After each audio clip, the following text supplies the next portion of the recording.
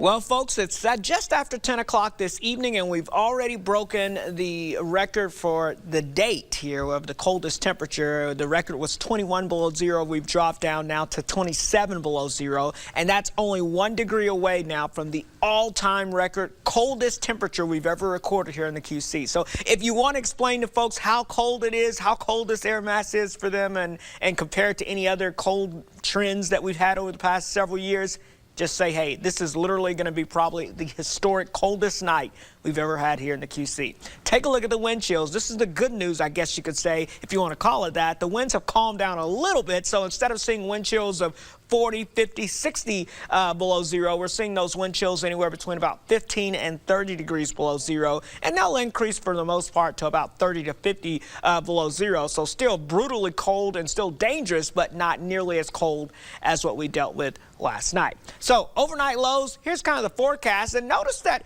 we've been indicating here that areas, especially north of the I-80 corridor, dropping to about 30 to 32 below zero by the time we get towards tomorrow morning. Now we have the upper 20s here, around 28 below zero here in the Quad Cities, which is again the all-time record coldest temperature we've ever had here. But I'll tell you what, we're already at 27 below zero now, so you get the idea. We have the rest of the overnight hours to go through with those temperatures dropping, so I feel very confident that we literally will break the all-time coldest record temperature here in the QC coming up tonight. With that being said, it's not just about records. We also have a wind chill warning that's in effect through Thursday morning, because obviously this cold is very dangerous. And even though the winds are calmed down, even a wind out of the south at about 5 miles per hour, that will actually give you a pretty decent wind chill. So we're looking at those wind chills anywhere between 30 to 50 below. Let me show you what I mean here. This is the wind chills combined with the potential of frostbite. How long do you have? Notice here as we've gone throughout this evening, wind chills of 30 to 40 below zero. That's about 5 to 10 minutes where if you're outside and any unprotected skin could start to deal with some of those frostbite conditions. But look at this. By the time you get towards tomorrow morning, we're talking everyone basically dropping back down into that 5 minutes or less category of potentially dealing with wind chills that could give you frostbite conditions. So you've got to make sure all of your extremities are covered. You've got to take care from head to toe. Everything should be covered and layer it up if you can. The good news, by the afternoon hours on Thursday, I do think we see some improvement with these wind chills getting into that 30 minutes or more before you see the frostbite. The problem with that,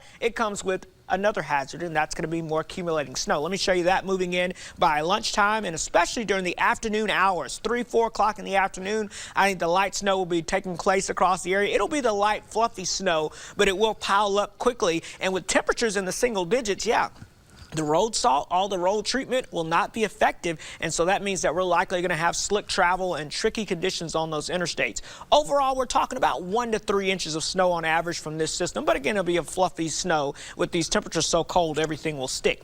So here's the polar vortex, the bitter cold right centered over the upper Midwest. Watch as that jet stream lifts out, though, as we head towards the weekend. A storm system is going to pull up a pretty strong southerly mild flow, and that will mean that we could see a 70-plus degree temperature swing from tomorrow morning all the way through Sunday afternoon, where we finally get into the lower 40s across the area.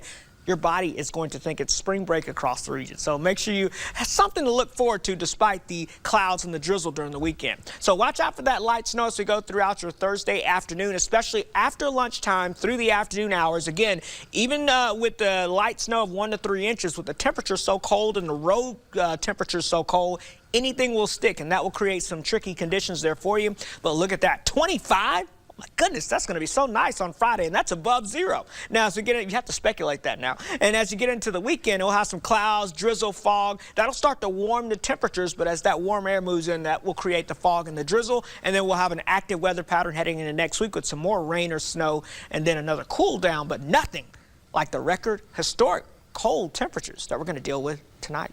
It's a sad state of affairs when we're getting excited about 25 degrees. Right? 25. Woohoo! Even the 3 looks good tomorrow. Time to barbecue.